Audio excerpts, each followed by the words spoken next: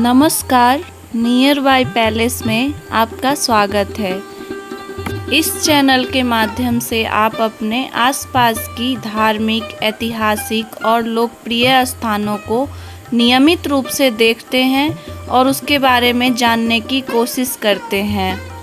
इसी क्रम को आगे बढ़ाते हुए आज आपको हम लेकर आए हैं मधुबनी जिले के प्रसिद्ध उगना महादेव मंदिर भवानीपुर में।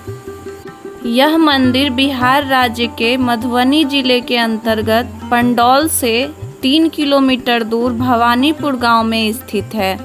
यहाँ पर भगवान शिव के मुख्य मंदिर के अलावा माता पार्वती, भगवान विष्णु, काल भैरव, हनुमान जी, काशी विश्वनाथ महादेव, शनिदेव और विद्यापति की मंदिर है।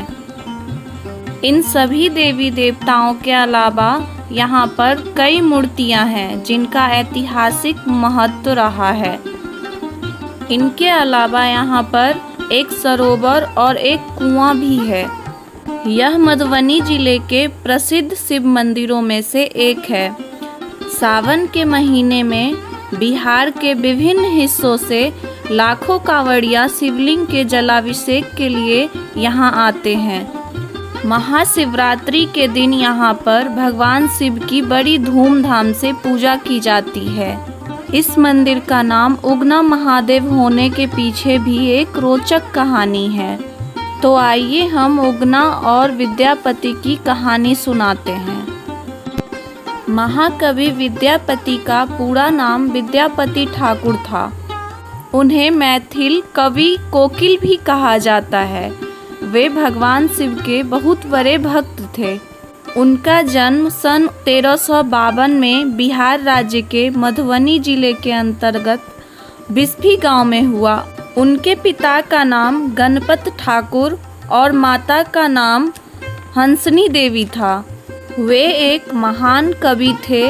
उनकी रचनाओं में प्रेम, भक्ति और सौंदर्य का जबरदस्त समन्वय है।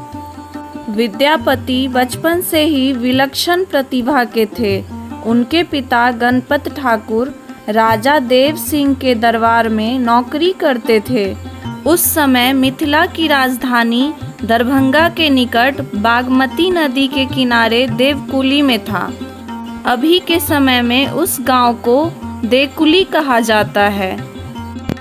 जब विद्यापति छोटे थे तब वे अपने पिताजी के साथ कभी कभी दरबार में जाते थे। राजकुमार शिव सिंह विद्यापति के उम्र के ही थे। फिर दोनों में मित्रता भी हो गई। जब राजा देव सिंह के पुत्र शिव सिंह राजा बने तब वह अपने मित्र विद्यापति को अपने दरबार में कवि के रूप में रख लिए। उसके बाद विद्यापति राजा शिव सिंह के दरबारी कवि बन गए। अपने पिता की तरह विद्यापति भी भगवान शिव के अनन्य भक्त थे। भगवान शिव उनके भक्ति से प्रसन्न होकर और उनकी लिखी रचना से प्रभावित होकर उनके यहाँ गरीब लड़के का वेश बनाकर उनके घर आ गए और उनसे अपने घर पर नौकर के रूप में कार्य करने के लिए उनसे विनती करने लगे। विद्यापति ने उनसे अपना परिचय देने के लिए कहा तो उन्होंने अपना नाम उगना बताया। उसके बाद विद्यापति बोले कि हम तो खुद राजा के दरबार में नौकरी करते हैं। हमारी आर्थिक स्थिति इतनी अच्छी नहीं है कि हम तुम्हें नौकरी पर रखें। तुम कहीं और नौकरी मांगो। उसके बाद उगना ने विद्यापति से कहा कि हमें कुछ नहीं चाहिए, आप सिर्फ 2 वक्त का खाना दे दीजिएगा, हम आपका सारा कार्य कर देंगे। विद्यापति की पत्नी सुशीला भी वहीं पर थी। उसने सोचा कि इससे सस्ता नौकर कहीं मिलने वाला नहीं है। उन्होंने विद्यापति से कहा कि रख लीजिए, घर में हाथ बटाएगा। पत्नी के कहने पर विद्यापति ने उगना को नौकरी पर रख लिया। उसके बाद उगना घर बाहर सब कार्य में हाथ बटाने लगा और विद्यापति, उनकी पत्नी सुशीला और उगना खुशी खुशी रहने लगे। उनके यहाँ काम करते करते उगना विद्यापति के विश्वासी बन गए।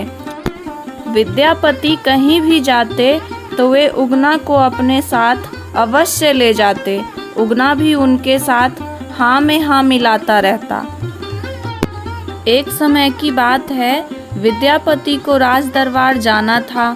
वे उगना को लेकर राज दरबार के तरफ चल पड़े। जेठ का महीना था। सूर्यदेव अपने पराकाष्ठा को पार कर रहे थे। रास्ते में कोई पेड़ पौधे भी नहीं दिख रहे थे कि थोड़ा विश्राम कर लिया जाए। विद्यापति को तेज प्यास भी लगी थी। वे उगना से बोले, बहुत जोर से प्यास लगी है, अब अगर पानी नहीं मिला तो एक कदम भी नहीं चल पाऊंगा। इतना कहकर वे अपने झोला से एक लोटा निकालकर दिए और बोले, उगना, मुझे कहीं से जल लाकर दो। उगना दूर दूर तक देखा तो कहीं कोई कुआं, सरोवर या नदी दिखाई नहीं दे रहा था। कुछ दूर चलने के बाद उन्होंने एक पेड़ देखा और उस पेड़ के पीछे छुपकर अपनी जटा से गंगा जल निकालकर लोटे को भर दिए और दौड़ते हुए आकर विद्यापति को जल दे दिए। विद्यापति प्यास से व्याकुल थे। उन्होंने सारा जल एक ही सांस में पी गए। जल पीने के बाद विद्यापति आश्चर्य से उगना की तरफ देखते हुए बोले कि जल का स्वाद तो ऐसा नहीं होता है, ये तो गंगा जल है और यहाँ पर गंगा जल आएगा कहाँ से? गंगा नदी तो यहाँ से बहुत दूर है और गंगा जल गंगा नदी के अलावा तो सिर्फ शिव के जटा में ही होता है।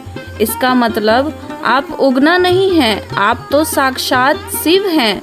ये बात सुनकर उगना इधर उधर देखने लगे। अब तो उनकी चोरी पकड़ी गई थी। देखते ही देखते विद्यापति उगना के चरण पकड़कर रोने लगे और उनको अपना वास्तविक रूप में आने के लिए जिद करने लगे। अंततः उगना को अपना वास्तविक रूप में आना पड़ा और उगना के स्थान पर स्वयं भगवान शिव प्रकट हो गए। शिव ने विद्यापति से कहा कि मैं तुम्हारे साथ उगना बनकर ही रहना चाहता हूँ, लेकिन इस बात की जानकारी किसी को भी नहीं होना चाहिए। विद्यापति ने शिव की इस शर्त को मान ली। उसके बाद भगवान शिव उगना रूप में ही विद्यापति के साथ रहने लगे। एक दिन की बात है, विद्यापति की पत्नी सुशीला ने उगना को कोई काम दिया। उगना ने उस काम को ठीक से नहीं समझा और गलती कर बैठा। सुशीला इससे नाराज हो गई और चूल्हे से जलती लकड़ी निकालकर उगना की पिटाई करने लगी।